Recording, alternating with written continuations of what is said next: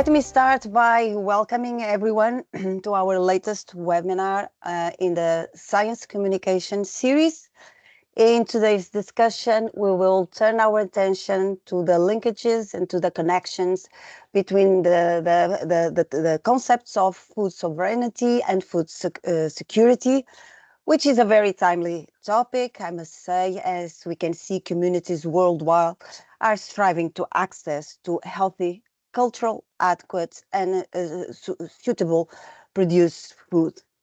After this, we will turn our attention to the rights of children, who, as we know, are among the most vulnerable to the impacts of unsustainable food systems and environmental health challenges.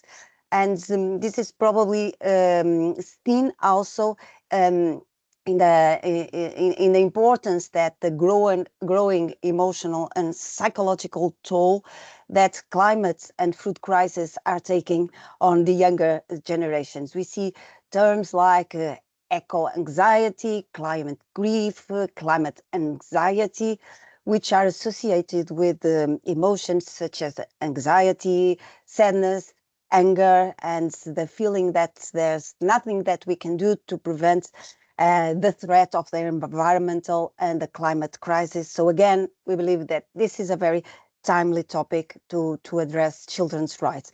And finally, we will be exploring the role of storytelling here as a tool in science communication to turn complex issues into something that is accessible, that supports emotions, and in the end, that's what we all want from when we communicate science, is that we inspire action. My name is Claudia Costa. I am the Academy Director at Food for Sustainability, and I will be moderating today's session. And you know that it's a true pleasure for me to guide you through these important conversations that we now held every Thursday in the afternoon. And of course, I'm not alone. We have invited three distinct speakers. So we will have Adalgisa Martinelli. She's a Marie Curie Fellow at the Université Libre de Brussels, and her research bridges science, society, and sustainability. We also have the pleasure to be joined by Suzanne Astic from the Child's Rights International Network. Suzanne, she's a policy and advocacy advisor, and Suzanne will be bringing expertise on children's rights and environmental health. And also joining us from another continent, Suzanne Canzio. She's a researcher at the Universidad, Científica del Sur, and Suzanne focuses on food systems and their impact on community health. Thank you so much for the three to be here and joining us. And a short reminder about these webinars. They are delivered by the EIT Food Grow Initiatives. Apologies, I had a presentation for you and I forgot to move. So our webinars are delivered to you by the EIT Food Grow Initiative. A reminder that EIT Food is the Europe's leading food innovation initiative, working to build a more sustainable, healthy, and above all, more trusted food system. And EIT Food does this by connecting several players, namely industry leaders, startups, research centers across all Europe to innovate on food. As for the Grow initiatives, as you know, this is a farmer-centric capacity building project that aims to build and to empower leaders, namely farmers and agri-food professionals, by trying to give them tools to shape resilient, sustainable food systems through knowledge, other tools, networking, and of course, building also on entrepreneurial skills.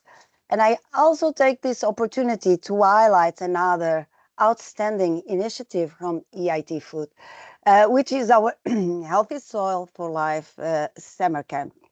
As you know, this is a 3-week program offering participants a supportive environment where they can deepen their knowledge on soil health, soil microbiology, and this all aimed at creating more healthy and balanced diets for everyone. So the program is developed and delivered by a collaborative network of European institutions integrating entrepreneurship training with cutting-edge innovation in soil and food systems. So truly believe this is an excellent opportunity for students, for early career researchers and young entrepreneurs to build skills that are truly relevant to healthier soils, sustainable food production, and of course, ultimate to create new business to definitely make changes that are impactful in the agri-food sector. So please join us, or if you want to know more, I'm sure the team has already placed the link here in the chat. So thank you all for joining today. I think we are truly ready to start, and we will start as we always do by jumping into Slido, right? So how do we do this? We can either use the QR code that it's available here that you can see, or you can also use the QR code, and once you enter, you will see what the team has prepared for us today. This is also a learning opportunity. We are always, it's these figures, and the questions are also, the purpose is to make us think about these topics and, their dimensions, how big and how relevant they are. And this is really just a warm up to what is falling from our dear speakers. So either through your browser, www.slido.com, in the hashtag box, F4S Academy, or with the QR code. And Rita Soraya, whenever you are ready, we are also ready to see what you have prepared. So the first question is, which is the country with the highest level of food security? The highest level of food security: Australia, Portugal, Canada, Finland. Come on, everyone. I need you to jump on Slido. And the Global Food Security Index is an annual assessment that measures food security through 4 big indicators in terms of affordability, availability, quality and safety, and sustainability and adaptation. And these metrics are worldwide. This is an index that was proposed by the newspaper The Economist. Is something that they review annually, and it really touched on access to agriculture inputs and financial products, government investment in research and development in technologies, a robust supply chain infrastructure, and strong commitments to empowering farmers and sustainable agriculture practices. So Finland, Australia, Canada. No one from Canada? You don't for Portugal? So you don't believe Portugal is very high in the food security index? And you're absolutely right, because Portugal is not the correct answer. The correct answer is actually Finland. Well done. Is the country that currently leads the Global Food Security Index with a score of 83.7, and these figures are from 2022, but followed very close by countries such as Ireland and Norway. Okay, so Finland currently is the country where food security apparently has the highest index. Thank you so much for taking part. And we talk about food security, but now we bring an important topic. And again, the figures refer to 2022. So what is the percentage of EU population, so European population, that could not afford a meal containing either fish, meat, or a vegetarian equivalent every other day? So we are talking about developed countries, and these figures, I think they point and they highlight the persistent food insecurity even in wealthy regions. So this is a problem that simply does not go away if we move to to more developed countries. So is it 8%, 10%, 5%, or 20% of people that cannot afford a meal containing meat, fish, or vegetarian equivalent every other day?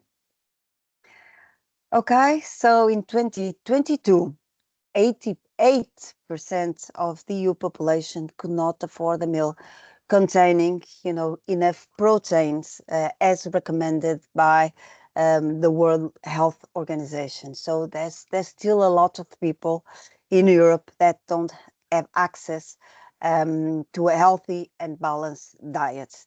This is also a figure for us to retain and not to disregard this as someone else's problem. Thank you so much for taking part.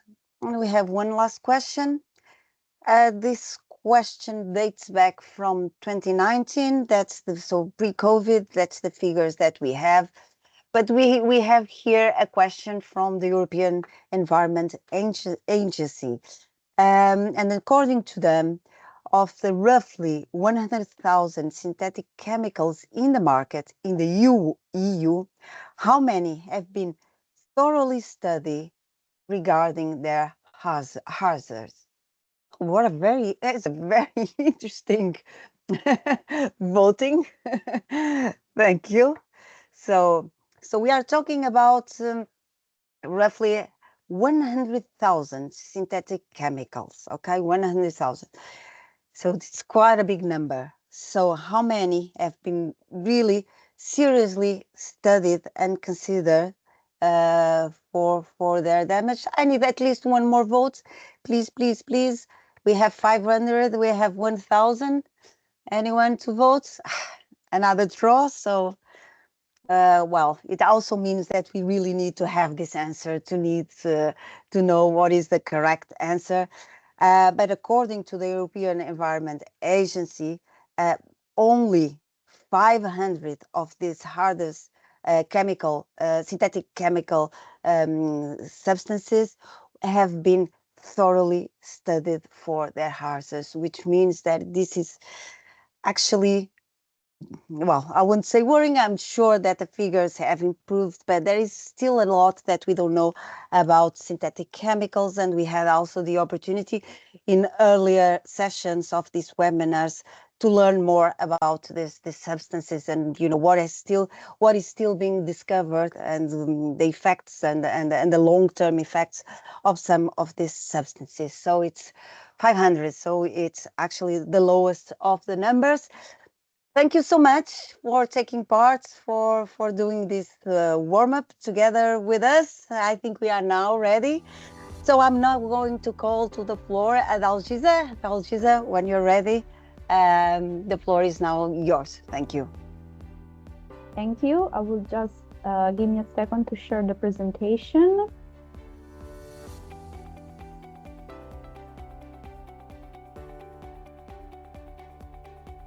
Yes, we can see your presentation.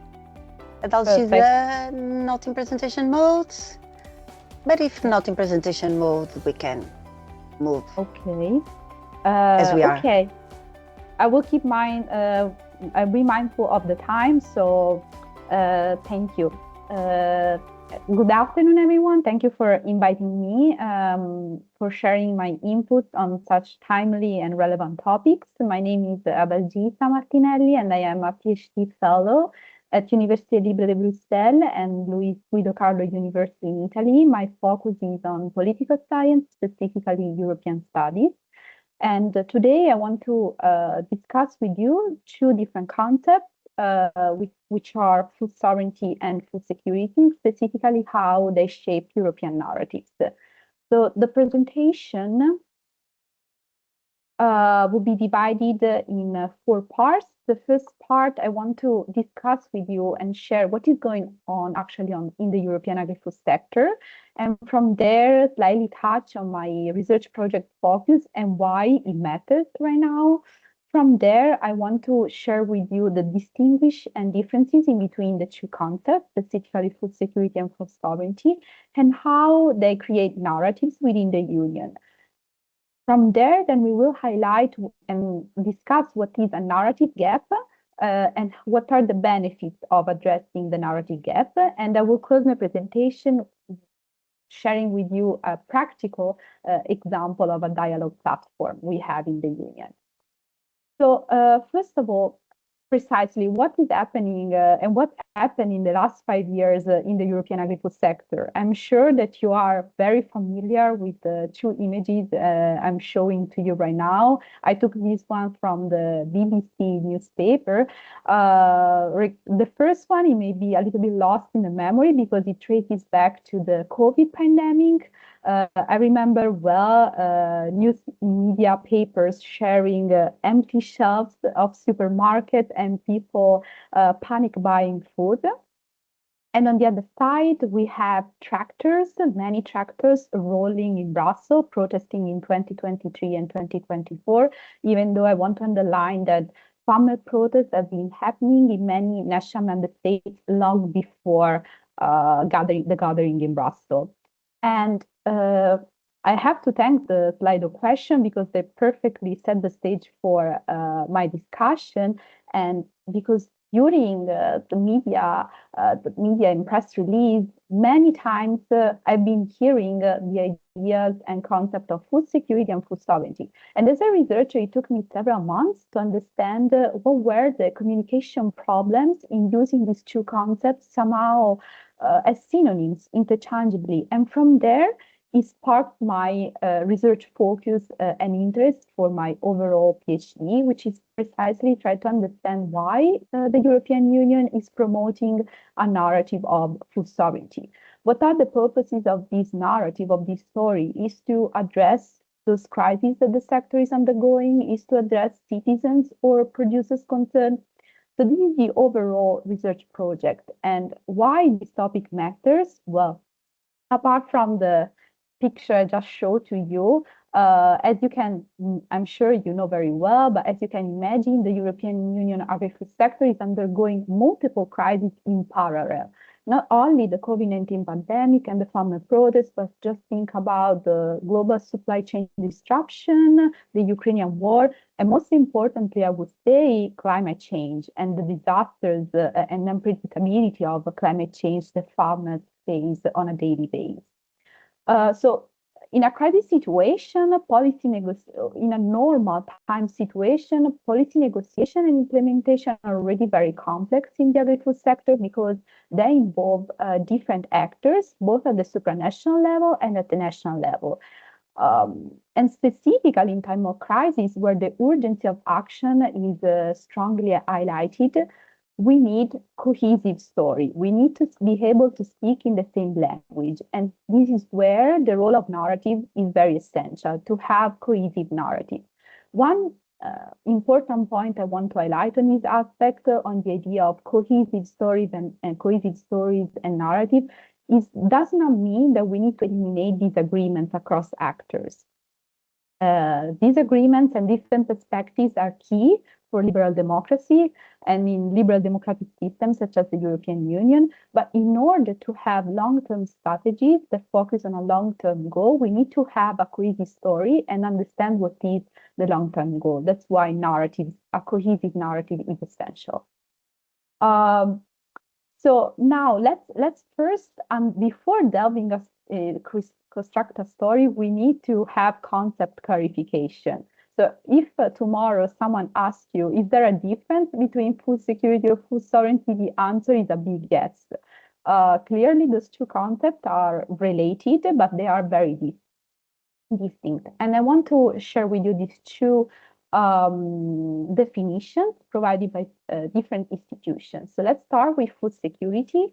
The definition provided by the United Nations in 2007, food security that defines refers to the availability, access of sufficient, safe, and nutritious food for all people at all times. Later on, as the Slido question suggestion in 2022, the European Parliament Research Service was not satisfied with this EU-hand definition because according to the European Union, we need to add a third element, which is affordability.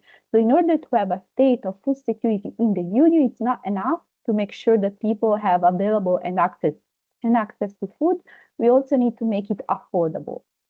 Already from this definition, we can understand that the focus of a food security system is to ensure that people are not hungry, and it doesn't matter where and how the food is produced.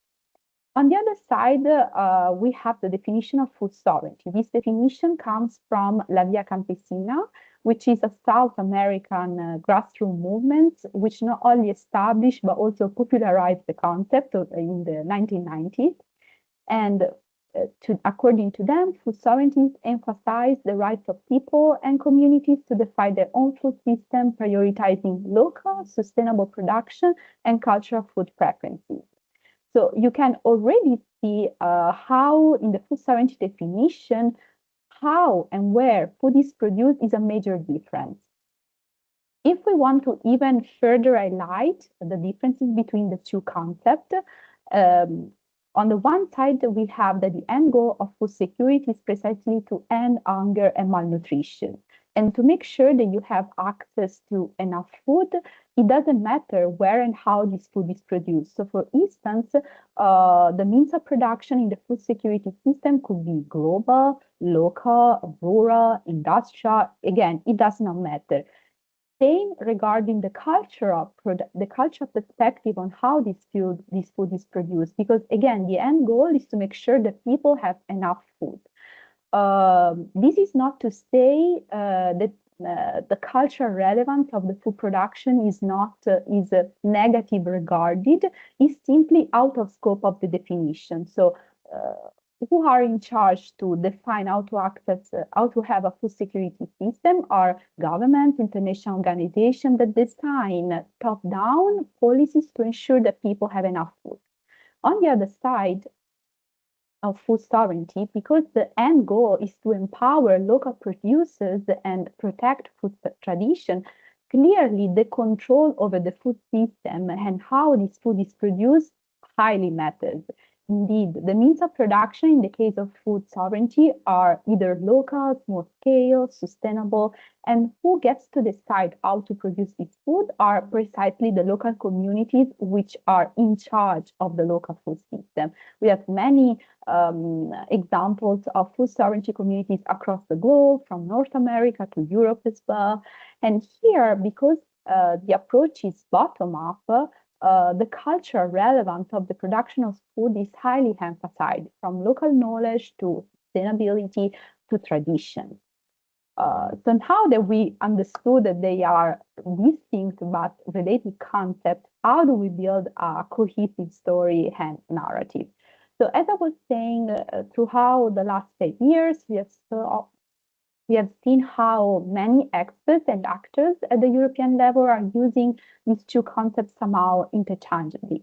And this generates what I call a narrative gap, because precisely when we are in crisis situation and we need to address what is going on, how to face those challenges, we need to make sure that we speak the same language, meaning that if I talk about food security, having in mind the definition of food sovereignty or vice versa, or even mixing the concepts, it could be very tough to have the same story and actually discuss what we can do and how to face the challenges. So precisely the risk of creating this narrative gap and not putting boundaries in between the definition of the concept is then translated in what could be different agendas, different policy priorities, different understanding.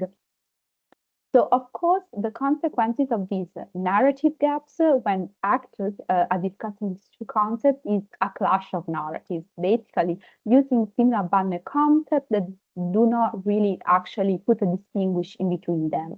And this, of course, generates many negative spillovers. Among the others, it could be distrust in what the institution wants to do, but also lack of understanding on what is the direction of either the government or the institution. And especially in crisis moments where fears and insecurities are highly highlighted, this could be a very negative spillover. And this is where here political narrative theory helps. I'm to the end of my presentation, I swear. So what we can do to address this narrative gap? And the point that I want to stress is this is not an academic exercise only. As we saw, because these two definitions are very different from each other, they do entail different goals and means to achieve it. Uh, Framing clearly these two concepts is very important. And the first step is precisely to differentiate them when used both in discussion and in policy recommendations. If we start to have a clear-cut distinction between the two concepts, not only when we speak, but also in what are the, again, policy recommendations, we can really start to fill the gap of these not clashing of narratives. And the benefits are several. Because you can, when you have a clear and cohesive narrative, you can build a platform where actors can discuss and understand each other. And once we have a clear story, a similar language, then we can definitely have and foster change in policy action. Finally, I want to show you a little example of why clarification matters, meaning that after the series of farmer protests in Brussels, the European Commission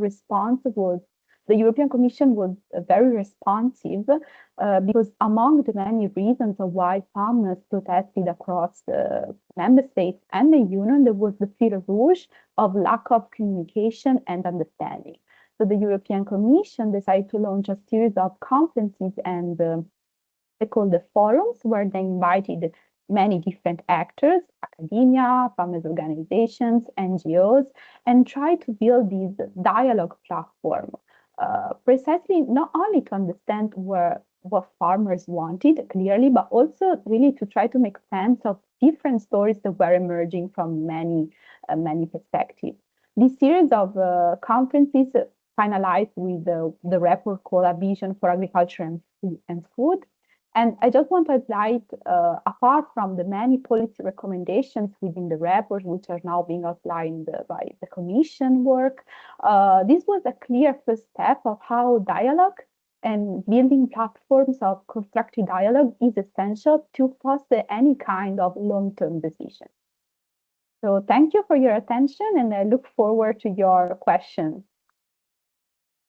Thank you so much, Adalgisa. Very interesting and very relevant. I even have to say that myself learned a lot. There was some confusion also when I mentioned food security. For me, it was, everything was kind of the same.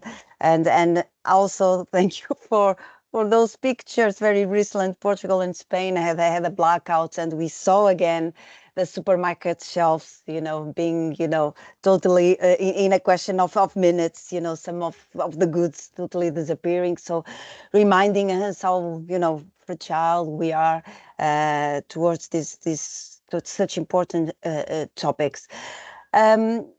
It's very interesting. I just wanted to hear your perspective in terms of instilling this dialogue. If we see a world that is more and more urbanized and is more and more going global, and the pressures towards this tendency are so high, how is it how possible it is to achieve both food security and food sovereignty, which apparently seem to be kind of conflicting? And again, just to say that, when we had this blackout, we could really tell that small communities, rural communities, showed much more resilience. They were much more relaxed and, calm about the situation, because they felt that, they had all they need, while people in big cities and urban areas. And also, again, food sovereignty, we mentioned, for example, the Mediterranean diet,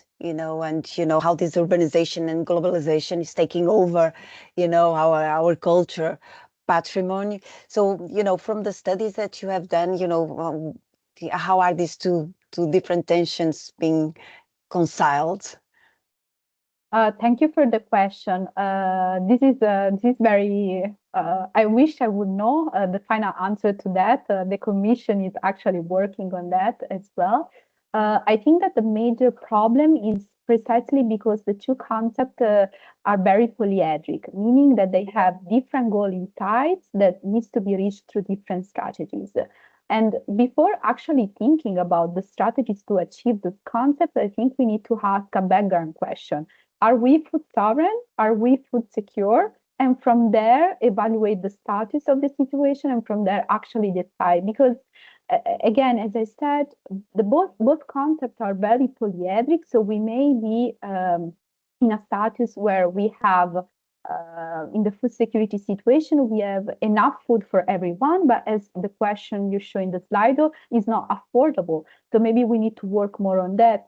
And again, I think that the tension precisely lies in that. And the work I see through my studies, what I see is precisely this overall evaluation of what is the status of the European agri-food sector, precisely in this geopolitical contested world. And from there, specify the actions needed while still trying to understand the needs of farmers. And that's what the stakeholder forum was all about. So we have many positive spillovers, but again, the work to do and is still ongoing. That's why I believe there is this clash of narratives. Yes, indeed, you're absolutely right. You pointed to other concepts and other policies that are related, just to have a good definition in terms of where we want to direct our attention, and namely about the subsidies that European agriculture have, and the true value of food, and who pays for this, and are we all responsible to ensure that everyone has access to affordable nutrition and balanced diets? So again, those are important conversations that I would say that the definition makes important. I forgot to mention, but I invite anyone to post their questions in the chat. Okay, we will use the chat as the preferred channel. Alfred just mentioned here, note that he works for the Council for Scientific and Industrial Research, Soil Research Institute. Alfred, if you want to make any comment for Adalgisa, please feel free. So based on the work that you are doing at Adalgisa, what would you like to be the main outcome for our policymakers in terms of the work that you are doing? Well, I'm not sure if I can actually speak for that. I do think that the most important work they're actually doing, facilitating also my research, is set out several indicators on how to measure food security. They are available on Eurostat. They actually opened a very important agri-food data portal, which precisely shows and map member state countries. So I look forward to have the same also for food sovereignty, to have those set in stone criteria to evaluate the status. And because I believe that from there you can really differentiate the concept and what we talk about. Do you think as Europeans we should be concerned with either one or the other? Or we are kind of, in a safe haven still? Again, I think it depends. As you said, these stories comes in time when we have crises. So the role of clearly communicating is to lower the fear among Europeans. The data show that the EU have enough food for everyone, and yet people went panic buying food at the supermarket. So the role of these stories is precisely to make sure that people understand what is the situation. So if we do not clearly specify what's going on, then the role and the power of these stories simply falls down. And that's a pity for both sides, because that's the role of these narratives. Yes, that's a good point, and I think we all resonate with the crisis moments, and when these concepts are not very clear, and how crisis can be implemented and become worse if people are not reassured and more secure. Again, I think this is just to conclude, and we need to move on, but clear definitions. And Adalgisa, thank you for bringing this. It's very important so that we can move on and engage the different actors. So again, important role in terms of science communication is start by the basics. And if we go back to past webinars, we also try to bring definitions on biostimulants, on biofertilizers, what are the differences and the commonalities, so that we all speak in the same language. Adalgisa, thank you so much. I ask you to stay for a little bit longer, but now we need to move. We have Suzanne. We're going to address now a different topic, children's rights, very important also. So Suzanne, the floor is now yours, and let's see the work that you have been doing. Thank you. You can see your presentation, full mode. But we cannot hear you because you're unmuted. Yeah, okay. Does it work now? Can you hear me? Yes. Okay, perfect. Okay, all good. So you can see the presentation and hear me. That's perfect. Thank you very much for the invitation. I'm very happy to be here. And today, I think we wanted also to discuss a bit about the children's rights violations and exposure to hazardous chemicals, and why also in general it's important to have a human rights approach, a narrative, when we're tackling environmental health challenges. So I'm Suzanne Astic. I'm working at the Child Rights International Network. I'm a policy and advocacy advisor, specifically working on children's rights and chemicals at CRIN. So I'm just going to try to move to the next slide. I hope you can see it. Yeah, does it work? All good from this end. Yeah, perfect. All right, just starting maybe just with a very quick introduction of what we're doing at CRIN. So basically we are a human rights NGO working and focusing on children's rights. We're using art, research and advocacy to better raise awareness and explain the links and intersections between environmental issues and children's rights violations, among other topics. So regarding to hazardous chemicals, we're working specifically at the European Union level. And what we're doing is that we're trying to uncover the links between hazardous chemicals and children's rights violation in the EU and beyond. And we're doing so by outlining which legally binding texts exist and what the institutions and the countries are required to comply with and uphold. And also explaining why and how these are currently being violated by exposure to harmful chemicals, because the chemicals legislation is failing to uphold children's rights. So in the end, we're inviting decision makers to rethink how we can better assess, regulate, and restrict chemicals in the EU. And that's why we also propose some tools, building on research, data, sciences, and human rights expertise. And we're providing some reports, for instance, to stakeholders and decision makers, especially to those that are in charge of shaping the chemicals legislation, so everyone can better comprehend and understand how to better uphold children's rights. That's why we published in 2024 a report together with a manifesto, which gives basically an overview of what are the interlinkages between exposure of children to harmful chemicals and violation of our human rights. And I think something that is important to stress is a bit like the starting point of the why this is such an important issue for children. It's mostly because children are very vulnerable and impacted by exposure to hazardous chemicals, including, for instance, pesticides. Because of their development vulnerability, their organs and their nervous systems are still developing both during the prenatal and the afterbirth stages. We also see that they are exposed to higher intake than adults because they're breathing more often per minute. They also consume more food and water relative to their body weights. They absorb toxics more readily, and also what is very important is that they are less able to excrete them afterwards. As we all know, children have specific behavioral habits. They like to explore the world through touch and taste. They like to play on the ground in water courses that are unfortunately very polluted with hazardous chemicals. And also they are, on account of their age, less able to evaluate the risks. So, for instance, they are less able to use protective equipment or to read the labels and understand the warnings. Another aspect that is very important and that was a very old and outdated paradigm in chemistry is that the dose makes the poison, which actually is not true and has been updated based on scientific studies and the latest state of science. Research showed that the dose doesn't make the poison, because exposure, including the prenatal exposure to harmful chemicals, can be linked to severe health problem, even at very low doses. It's the case, for instance, with exposure to endocrine disruptors.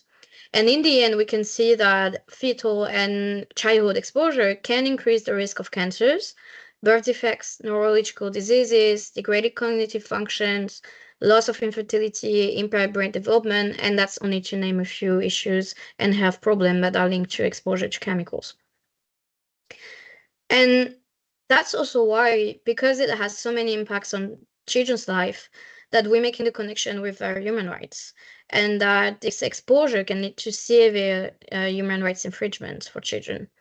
And we're relying on the existing text. So we have legally binding frameworks that exist, and that the EU, both the institutions and the member states, committed to enforce and respect. So, of course, for us at CRIN, the main document is the UN Convention on the Rights of a Child, which is a legally binding treaty. But we're also looking at, when we're talking about chemicals, there are a lot of relevant international frameworks that are legally binding. We're thinking, for instance, about the UN Aarhus Convention on public participation, access to justice, and access to information, which is very key when you're talking about chemicals. We're also looking at like regional conventions and human rights treaties. For instance, the European Convention on Human Rights, and at the EU specifically, we also have the Charter of Fundamental Rights of the EU.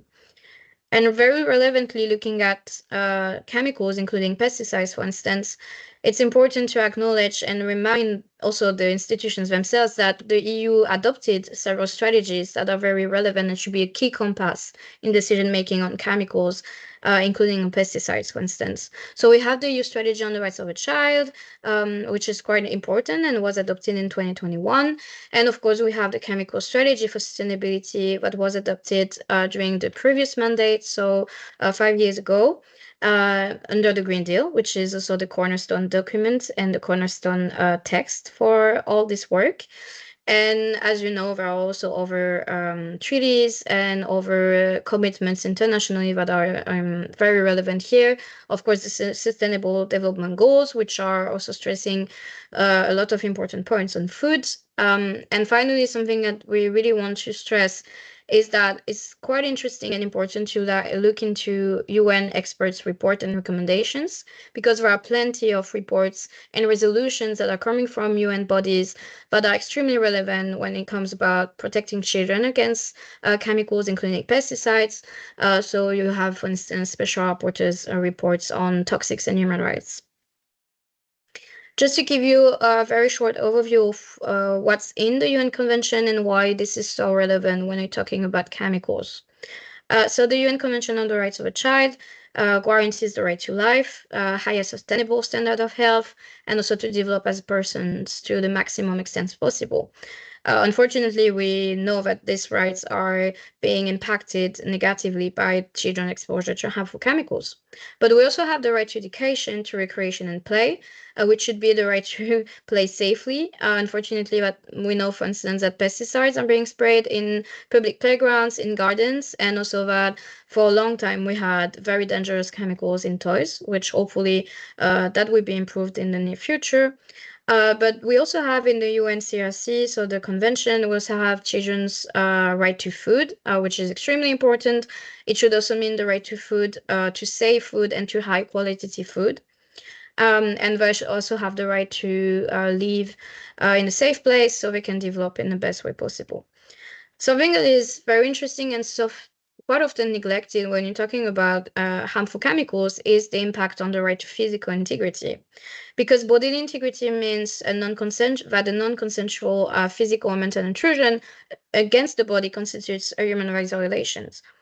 Very often, or even like always, children do not and cannot express consent to being exposed to harmful chemicals, especially when it's at the prenatal stage, but also throughout their youth. Children also have the right to be heard, and it's very important to remind the states that they have an obligation to prioritize the best interest of a child, including in decision making. So as I mentioned, there are a lot of special rapporteurs report that are interesting when we're talking about the right to food and the right to be protected against harmful exposure to chemicals. One I wanted to mention particularly is the joint report published in 2017 on pesticides. It was a joint report between the special rapporteur on the right to food and the special rapporteur on toxics and human rights that acknowledged that children are most vulnerable to pesticide contamination, and that exposure to even low levels of pesticides can be very damaging to children's health. So we can see overall via the reports and the resolutions from several UN institutions that there is at the global level, at least at the UN level, a clear understanding of the links between children's rights and harmful chemicals that sometimes is actually being neglected by the European Union itself. As you can see on the slides, there are plenty of examples of UN institutions and UN bodies acknowledging the need to act on the prevention of childhood exposure to harmful chemicals, because that can harm their right to live, survival, development, health, and bodily integrity, for instance. So overall, we had UN institutions calling for states to take more measures, including to tackle, for instance, exposure to endocrine disrupting chemicals, which include also pesticides. And we had a very important resolution on the human right to a clean, healthy, and sustainable environment, which mentioned that the unsound management of chemicals interferes with the enjoyment of a clean, healthy, and sustainable environment, which is extremely important for children development. And there are a lot of treaties that are relevant at the European level, including the Charter of Fundamental Rights of the European Union, which mentions and guarantees in the Article 24 the rights and best interests of a child. That aligns with the UNCRC, so the Convention on the Right of a Child. And that basically means that the child's best interest must always be taken into primary consideration. And that applies also when institutions are in the decision-making processes, for instance.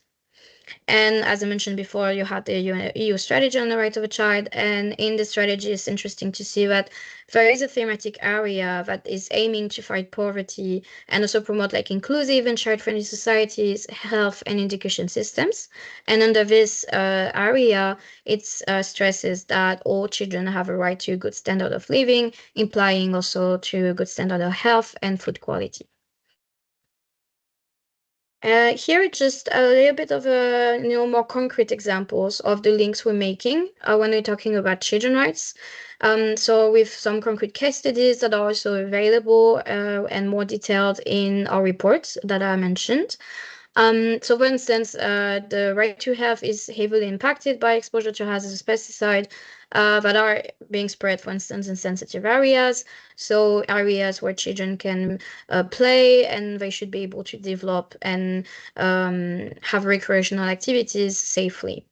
The right to physical integrity is particularly relevant when we're talking about early exposure to glyphosate, for instance. So everything that relates to prenatal exposure, and we had a lot of scientific studies and even a court decision recognizing the links between early exposure to glyphosate and long-term health damages on children as they're growing up.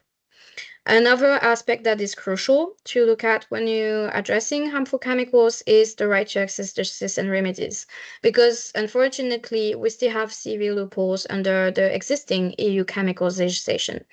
There is almost no access to justice and remedies, for instance, when someone is being polluted or contaminated with harmful chemicals, or when companies are not complying with obligations. Finally, an aspect that is very crucial is everything that relates to socioeconomic justice, equality, and the right to non-discrimination. Unfortunately, we know that there is a compounded harm on children that are living in sacrifice zones. So sacrifice zones are the areas that are heavily contaminated, for instance, nearby chemical plants. And usually this basically the impacts are being increased by socioeconomic factors like poverty, isolation.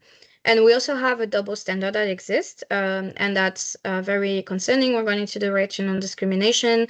Is also the fact that globally, the EU is still authorized to export very hazardous chemicals that are prohibited in the EU, but the EU companies can still basically send and sell these chemicals outside of the EU. So that leads to serious concerns regarding to global justice and the right to non-discrimination worldwide. And just to finish the presentation, I just wanted to give you an example on how we can use this very important human rights approach to make the case to push for a reduction of pesticide use. So that's a bit of a case example of the advocacy we're doing. And what we're doing is that basically we, first of all, are very important to look at independent scientific studies. And we looked at how exactly pesticides impact children, and especially the one living in the most marginalized areas. And for instance, on pesticides, those living in rural areas are particularly impacted. And we saw a lot of, testing results, scientific researches that showed how affected they are by this exposure to hazardous pesticides, and that leads to severe violations of our human rights.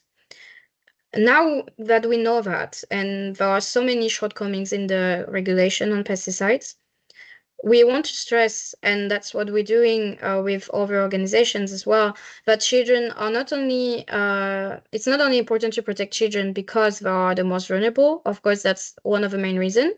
And it's not only because they are the adults of tomorrow, but it's also because they are right holders today, and they should be protected as such. So it's a legally binding obligation of the EU, both the institutions and the member states, to protect them and to uphold their rights. And if the EU doesn't take actions on, the production and the use of hazardous pesticides to reduce this exposure, the EU will become and will continue to be responsible for the ongoing children's rights violations related to the pesticide exposure, as well as the toxic legacy contaminating children in the Europe and beyond.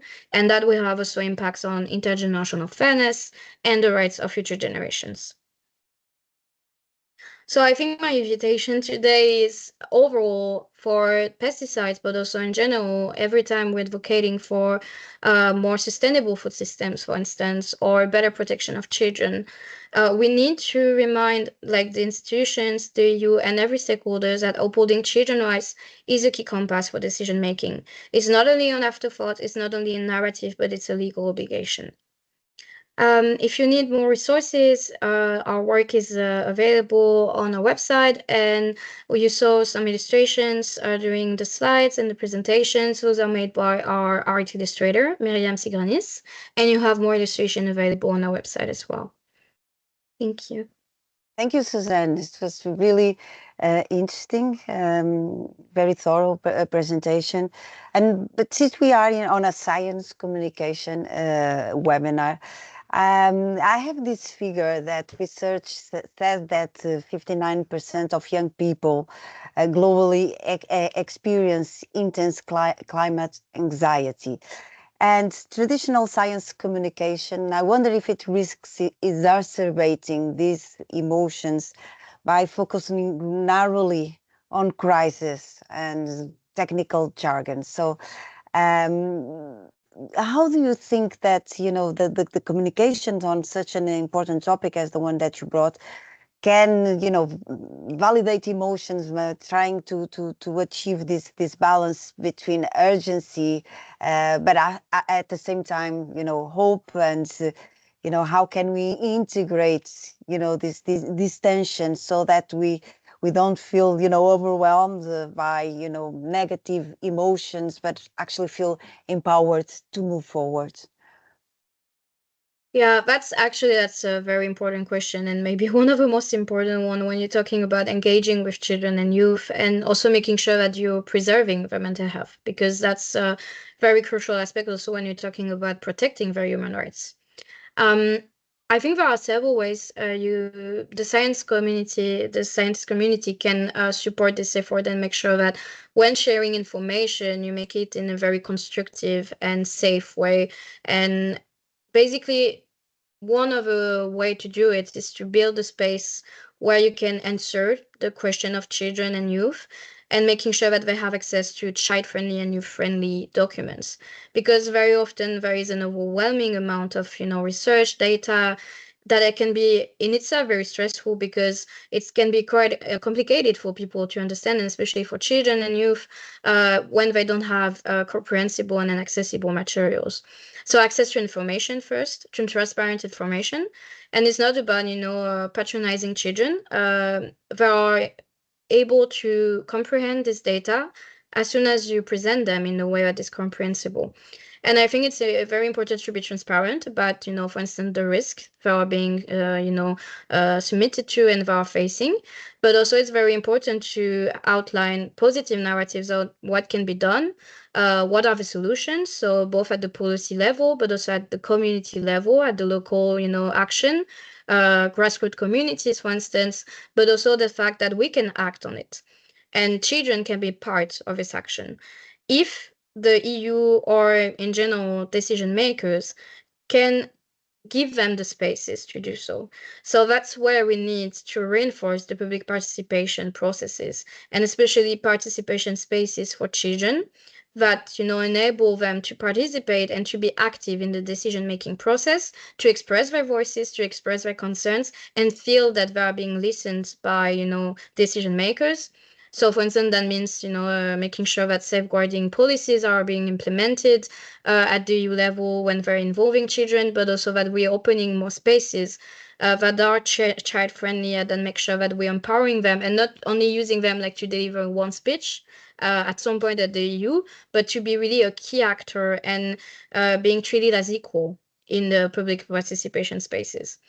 Because very often, unfortunately, public participation processes are completely closed and not accessible for under 18. So young people can have access to it, but not children. So we need to improve that, because otherwise children can feel very powerless. They can feel that nobody listens to them, and that increase the anxiety, because when you feel like nobody is listening to you and understanding the problem, then how can the adults, basically, and decision makers can really take decision that will protect you? So I think that's a very key aspect of it, is improving access to information and public participation for children and youth in general. And also we perceive that there are solutions out of this crisis. Yeah. Thank you so much, Suzanne. We have a comment from Alfred here in the chat. It's from Ghana. He brings the topic of illegal mining, and it's actually harming water bodies, and this is causing damages to pregnant women and to the newborns. And there are also,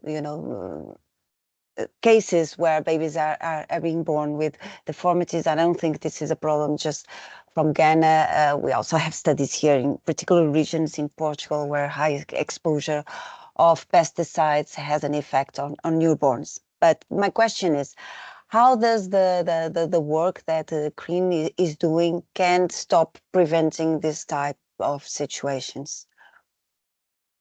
I mean, CRIN alone, unfortunately, cannot stop and preventing everything, but it feels like with collaboration, with grassroots organization, with organization working locally, regionally, and at the EU level, and also at the international level, we can all have an impact. And that's because we all have expertise on the different level. For instance, for CRIN is advocacy expertise at the EU level, but we also need data to make the case for better regulation. And the sharing of information, of data, of testimonies, and making sure that the voices of the victims are being heard at the EU level, that's all about communication across the organizations. And that's hopefully how CRIN can help. And also, unfortunately, this kind of situation and this kind of it's horrifying damages done to human health and the environment, it's because the legislation and the lack of enforcement of the legislation let the door open to this kind of human rights violations. So that's also why a legal approach and holding people accountable, so polluting industry, decision makers that didn't act, and also, for instance, market surveillance authorities that didn't act on it, should be held accountable. And that's why access to justice and access to remedies also for the victim is so important and is often, unfortunately, lagging behind and missing. So improving the legal text is very important, but also improving the enforcement. And also trying to, I think, make sure that we have a communication and a space to share information between organizations at different level and not working in silos. Because, for instance, what we see sometimes in the EU is that people do not work with UN institution enough or don't have a good understanding of what are really human rights. And you need to improve the literacy and the knowledge of what human rights mean. It's not, like an idea and empty promises, but it's a body of legally binding documents that are there to protect people and that are being violated. So it's about how do we make sure that everyone has an access to justice and to an understanding of what their rights are and how we can help supporting them in, for instance, litigation, but also in calling out decision makers that are not acting enough. Yes, So communications and yeah, collaboration. Again, these are the key words. Suzanne, we need to move on. Susan is already on the line, but hopefully we'll have some time to continue these discussions at the end of the webinar. But just to make sure that Susan also has her all the full time. Susan, thanks for being here. The floor is now yours. Just ask you to open your mic and start sharing your presentation. Storytelling. It's all about storytelling. And I have to say, I love stories. Truly love. Thank you very much. It's a pleasure for me to share this day with you. Good morning to all that we are in the south part of the world, and good afternoon to the Europeans one. I'm glad to stay here. I'm glad to have listened to participants before me because they're very important topics. And now I will share with you how to communicate one of the techniques that is data storytelling, and I will show you an example of pesticide. And following that is being said before, the problem that we have now is how to communicate what we do, what all the research, what we do, all the reports that are written in legal terms, everything on efforts that is being doing. How can we find a way to communicate to the society, to the communities, and to create a better impact? In this case, I will show you one technique, which is the storytelling, which is a marketing technique, when we can combine the emotional impact, the branding coherence, and the indirect promotion of a specific topic. And then we can translate into science where we have data and we have analyzed this data and we have a lot of goals and conclusions based on the data. So it's everything true. And we can use that to set a very good message for the community that we are focused on.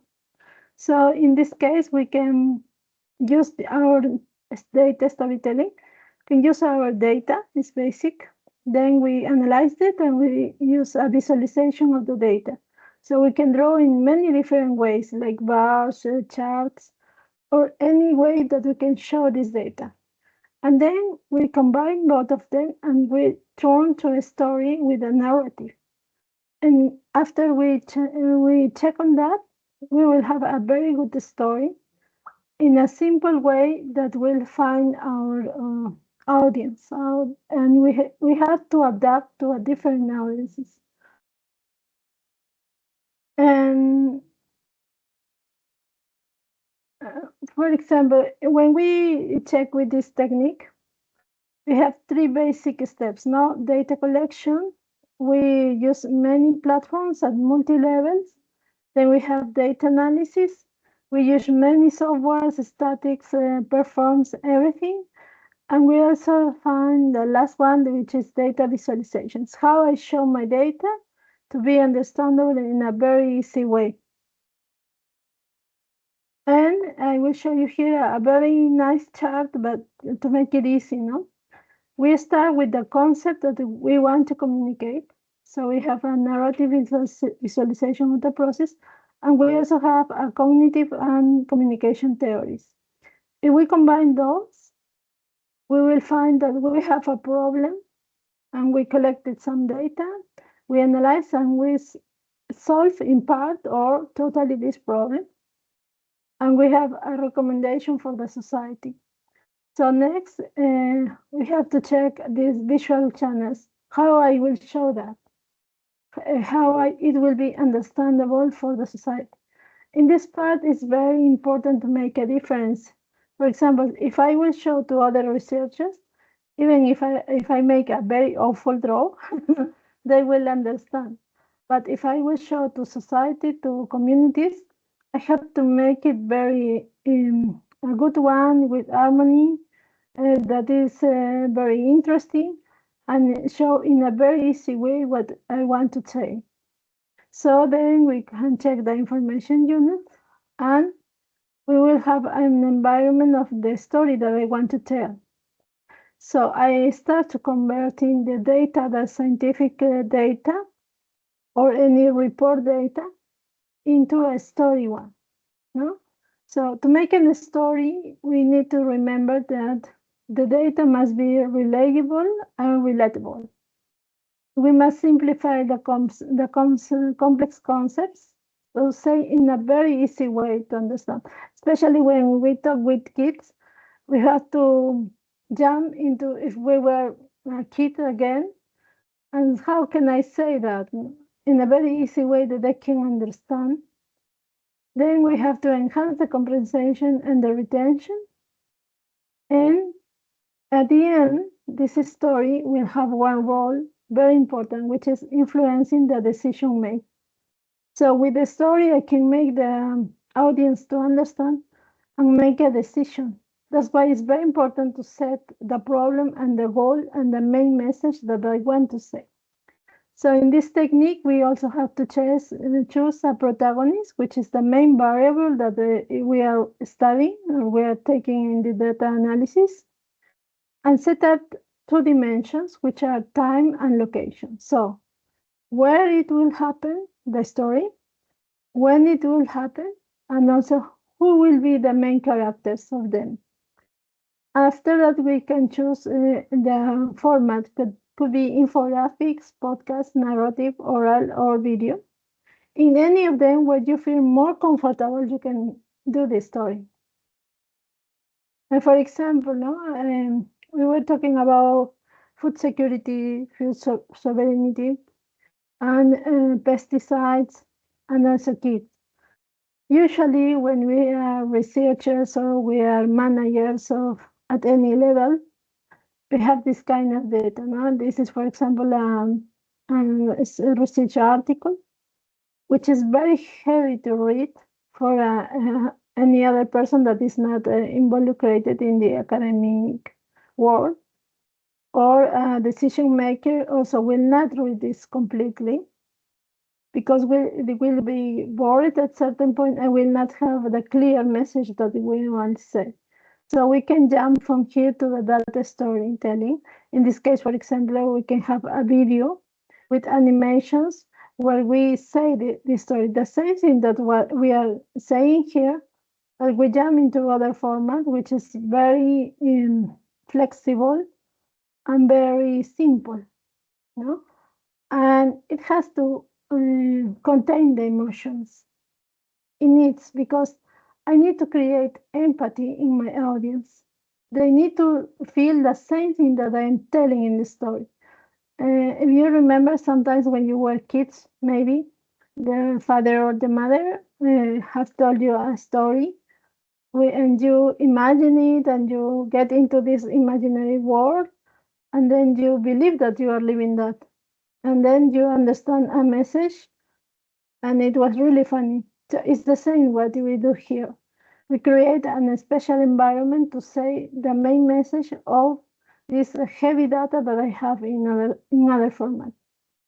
For example, we have this series data information units, and then we reconstructed in a story composition.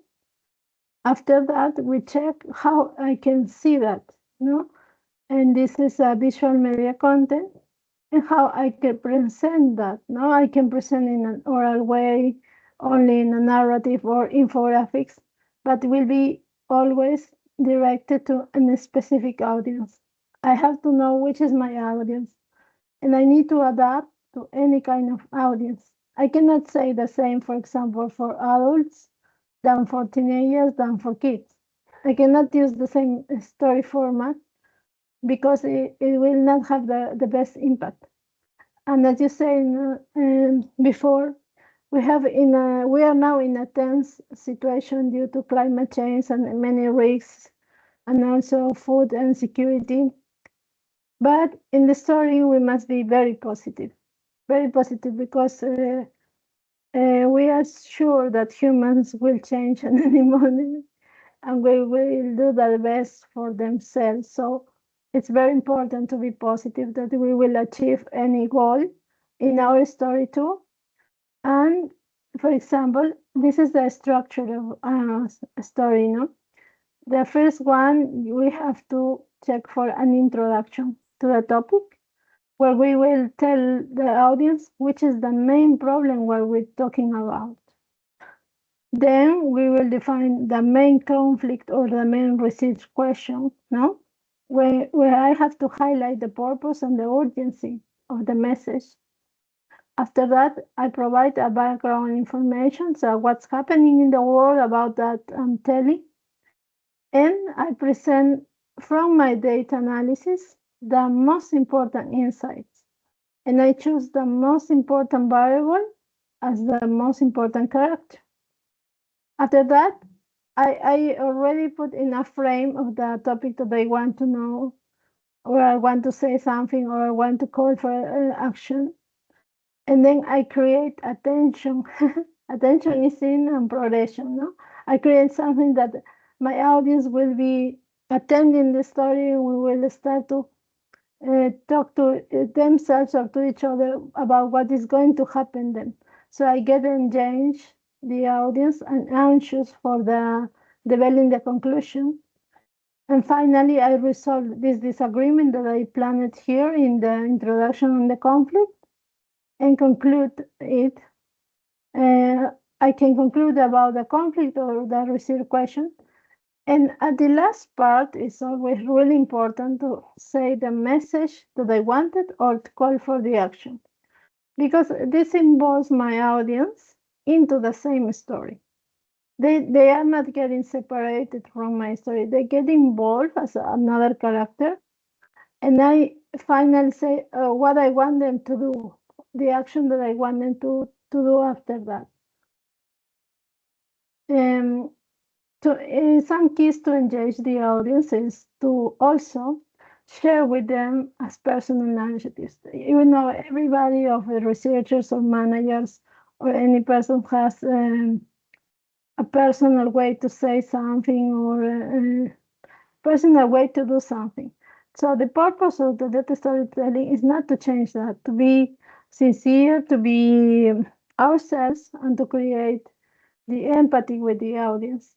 So we can make it closer if we start or we introduce into the message or the story personal narratives. No, how can I make closer to me, and we look like all together the same.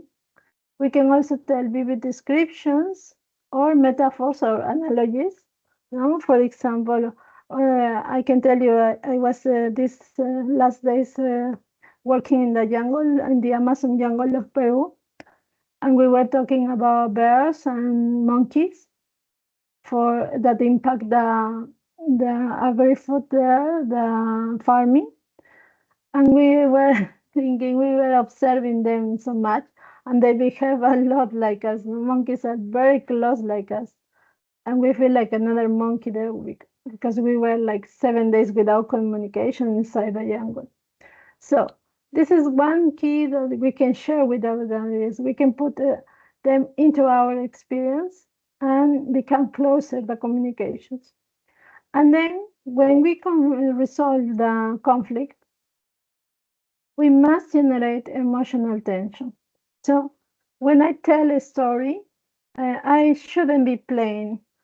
I should show the emotions, so I can generate that the audience get involved in the conflict, and they are anxious to solve it, because all of us, when there is a problem, all of us we want to solve it.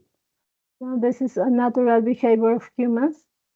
And after that, I also need to say inspiring quotes or testimonials that figure in the data findings. So how we achieve partially or totally any of the goals. And at the end, we have to have emotional visuals. We can use images, illustrations, or movies to elicit the emotions from our data. So, for example, as I was telling you, we were working in any project about the food system and pasture in highlands near to the Amazon, but they are in the border of a protected area. And how can I share the emotions and the visuals with them? For this small community in particular, we want them to make higher efforts of conservation, because they're in the buffer zone of a protected area where a bear lives and is losing the spaces. So we started to them to show images of the bears, and they were amazing. The bears are like a family, it's like us, the male bear, the female bear, and the baby bear.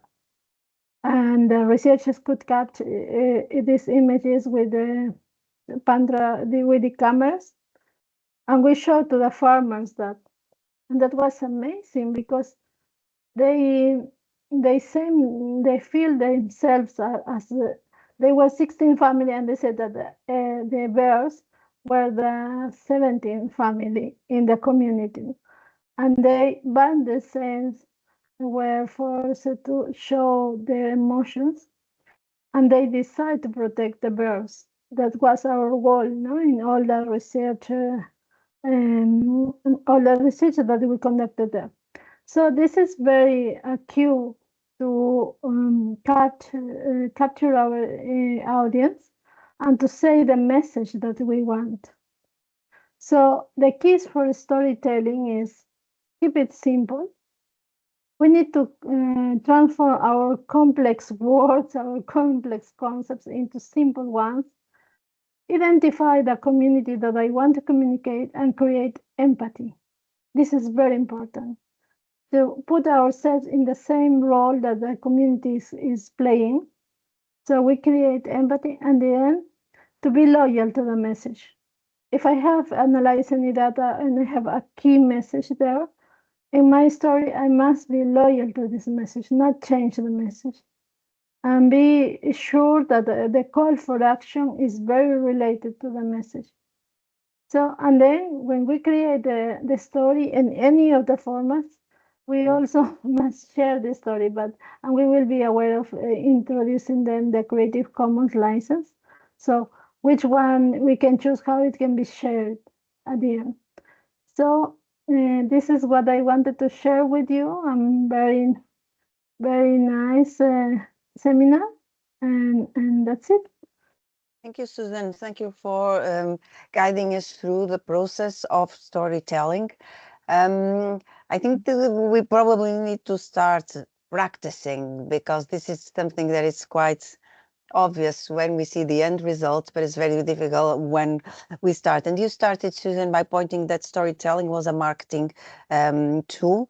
So how easy do you think that for scientists it is to start actually going through the process of using storytelling to communicate their work? Or do you think that this is something that has to be teamed up with other expertise, with marketing people, in order to ensure that we are actually effective in translating science through a storytelling process?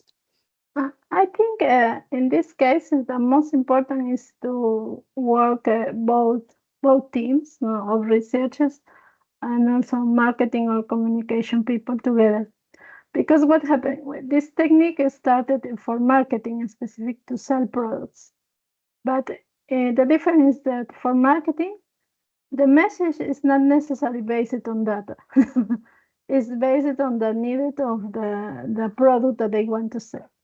But the data storytelling for research is always based on data analysis. Now we have to have the support of the data analysis.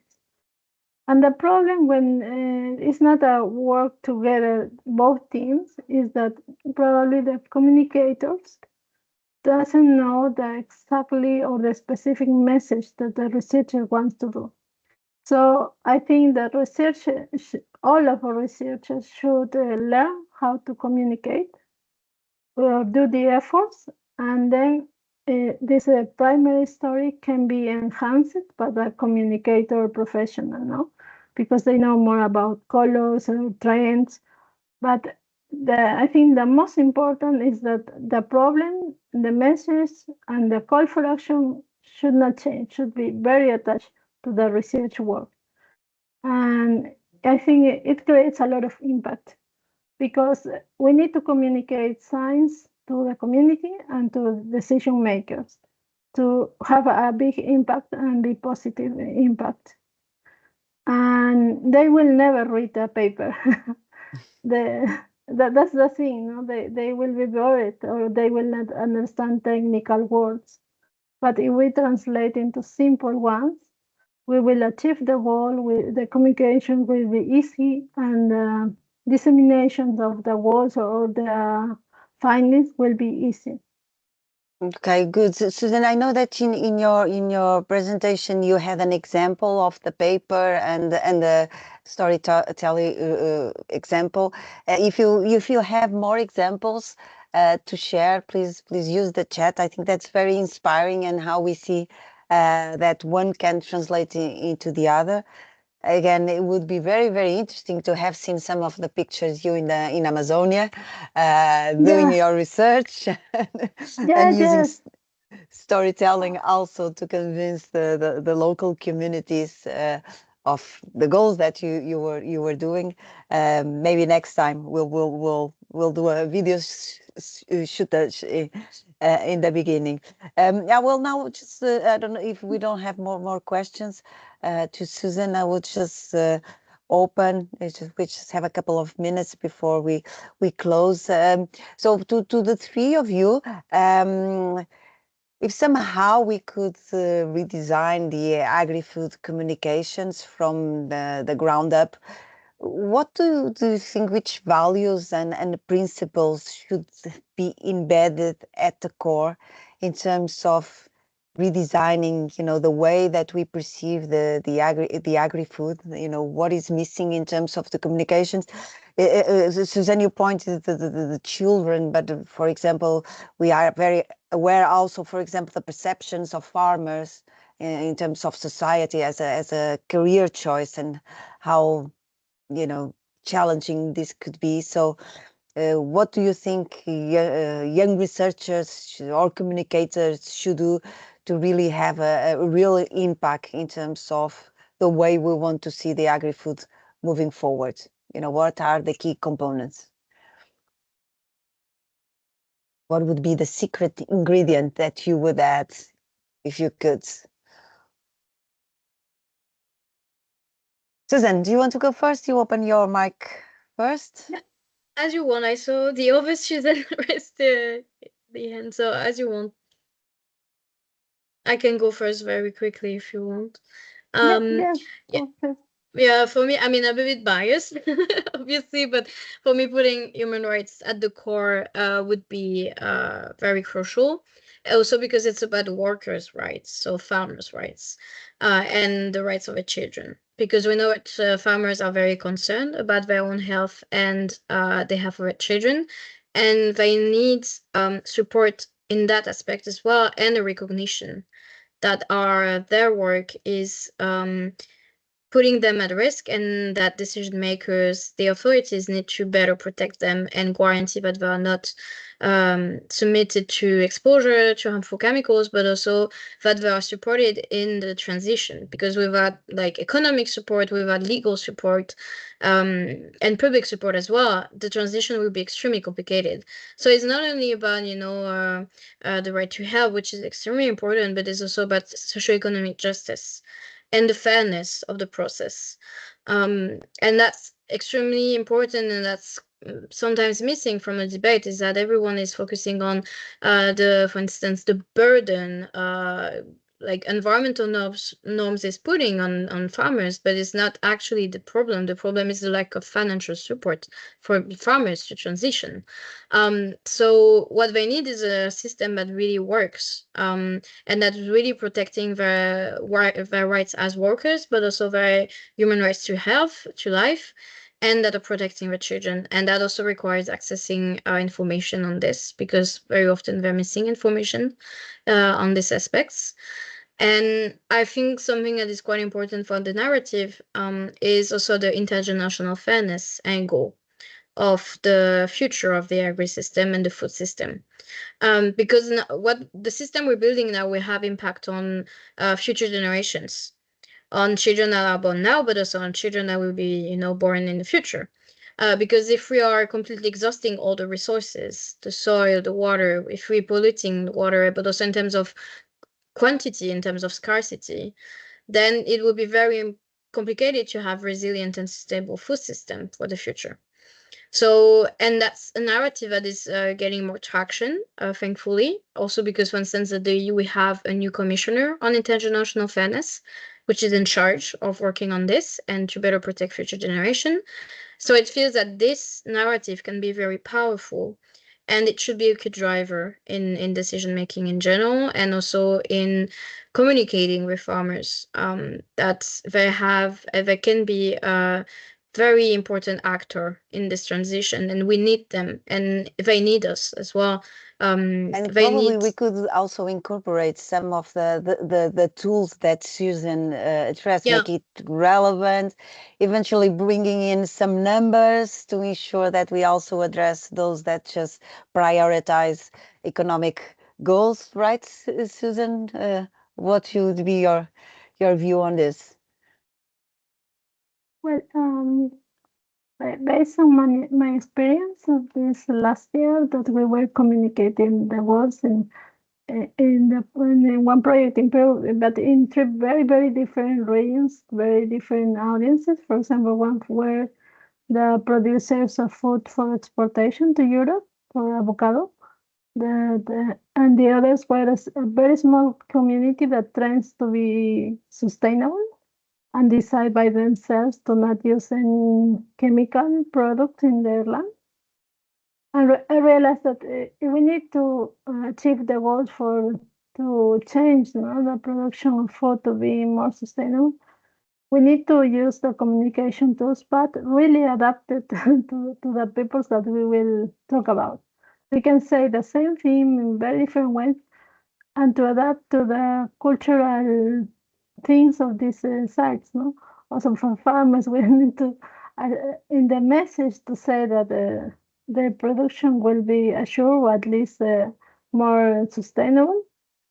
And if it's other kind of farmers or producers, we need to check what are their main needs and try to mix the message of what we want and consider what they need. I think this is a very important thing, because sometimes, for example, we found it, I can give you an example. No? In the project, we were based on what is being doing in Europe in terms of food production in agricultural lands. But it was based in agricultural lands that are not near to nature sites. And now here we have a meeting with the stakeholders, and there was one specific site near to the jungle that is in a site of protected area where they are protecting monkeys, cats, and bears. And we realized that we didn't consider in our variables the conservation item. that was very important, how the insects for pollination, they move around, and how is the root of the animals and insects about the farming lands and the protected areas where are their houses, no? And we realize now that we try to check how they see that and how they see in another way. And I think to achieve the goal, it's very important to mix both views, to consider sometimes or to talk with other stakeholders that we maybe forget this component. Yes, and also to get to know your audience, right? You really need to know your audience, your priorities. So also in order to be able to use part of those steps that you so well illustrated to be relevant and emotional and being able to relate in the first person. So you also need to know who's on the other side of the communications. Thank you so much, Susan. Adalgisa, any thoughts from your expertise, from your angle? I precisely want to connect to the last points we made, which is connect and know who is the audience and who is on the other side. And I guess that the example that I share with you of the stakeholder forum precisely is heading towards that direction. In order to have constructive long-term policy change, we need first a constructive dialogue. And to have that, we need a diverse range of actors, which characterize precisely the agri-food sector. And among them, we have to make sure that they speak to each other, from academia to farmers, organization, because that's how you can really understand what are the needs and how one side can help the other and vice versa. So for sure, communication is key to understand what we want and need. And something that is so basic for humans, communication and you know, such social animals, and we are, you know, in these days, you know, getting further and further away from these basic principles that actually allow us to move forward.